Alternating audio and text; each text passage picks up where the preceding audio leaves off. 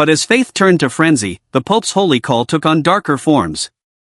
A charismatic preacher, Peter the Hermit, led a vast horde of commoners, the People's Crusade. Tens of thousands of untrained peasants, driven by religious passion, set out east long before the great lords were ready. Along the Rhine, their zeal turned monstrous. Inflamed by rumors and hatred, they fell upon Jewish communities, massacring thousands, men, women, and children, believing they were cleansing Christ's enemies even at home. The church condemned the slaughter, but the bloodshed did not stop. When Peter's army finally reached Byzantine lands, hunger and chaos followed them. They looted Christian villages, fought among themselves, and brought ruin wherever they passed. The emperor, alarmed by this rabble, hastily ferried them across the Bosphorus into Turkish territory. There, the Seljuk cavalry descended. In a single terrible ambush, the People's Crusade was annihilated. Only a few survivors stumbled back to Constantinople with tales of horror. Yet soon after came the true crusaders, the princes and knights of Europe, armored in iron and faith. From Lorraine rode Godfrey of Bouillon, his brothers Baldwin and Eustace at his side. From France came Hugh of Vermandois, brother to the king himself, Count Robert of Flanders, and Duke Robert of Normandy, son of the conqueror. From the south marched Bohemond of Tarento, the fierce Norman adventurer, and his nephew Tancred. And from Provence came Count Raymond of Toulouse, with the papal legate Adhemer of Lupuy, the spiritual heart of the expedition. It was the largest army Europe had seen since Rome's fall, perhaps 60,000 strong. But their arrival in Constantinople brought both awe and fear. Emperor Alexius had expected a few mercenaries, not an invading host. Suspicious of their motives, he demanded oaths of loyalty. Each lord swore that lands reclaimed from the Turks would return to the empire. Only then did the emperor allow them to cross into Asia. There, in the baking sun of Anatolia, the Crusaders met their first test. At Nicaea, they laid siege for 6 weeks until the city surrendered, not to them, but to the Byzantines, who took possession by secret negotiation. The Crusaders were furious. Distrust began to fester. Still, they marched on, 2 columns moving through the parched wilderness. At Dorylaeum, Bohemon's vanguard was suddenly surrounded by waves of Seljuk horsemen. Arrows darkened the sky. The Crusaders formed tight ranks, shields locked, their infantry huddled in a desperate ring as knights charged again and again. For hours they endured the storm until Godfrey's rear guard arrived, striking the Turks from the flank. The Turkish cavalry broke and fled. The Middle Ages, an age of faith, steel, and endless conflict. Europe and the Middle East stood divided, Christendom in the west, the Muslim world in the east.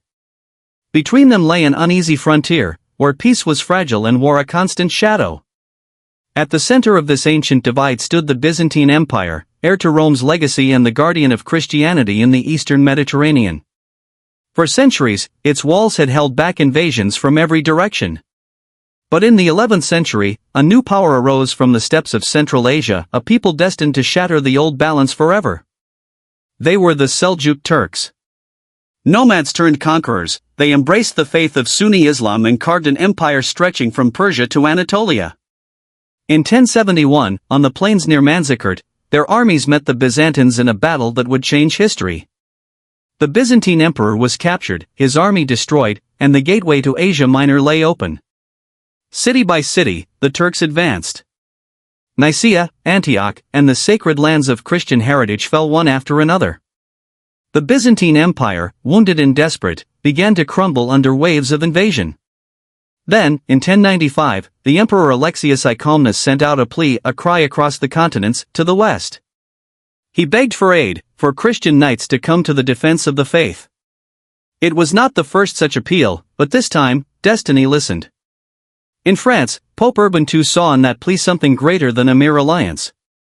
He saw a divine opportunity to reunite the divided churches of Rome and Constantinople, to rally Europe under one sacred banner, and to reclaim the Holy Land itself, Jerusalem, the jewel of Christendom, lost to Muslim rule for nearly 4 centuries.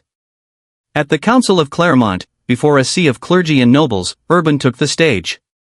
His voice, filled with righteous fire, rang across the fields of Auvergne. He called upon Christian knights to set aside their quarrels, to march east and free their brethren from the hand of the infidel.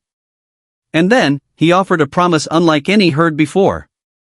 Whoever took up the cross not for glory nor gold, but for devotion alone, whoever went to Jerusalem to liberate the Church of God, would earn forgiveness of all sins. It was a thunderbolt across medieval Europe. Knights and peasants alike, haunted by their own violence and sin, saw a path to eternal salvation. The crowd erupted with a single cry, Deus vult! Deus vult! God wills it! Within months, the cry spread like wildfire. Across France, Germany, and Italy, men sewed red crosses upon their cloaks.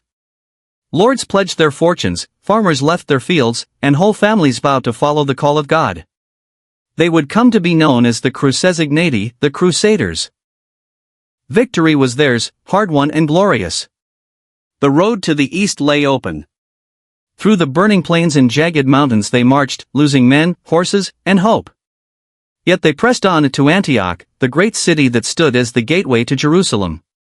Antioch was vast, its walls immense, its citadel perched high above the plain.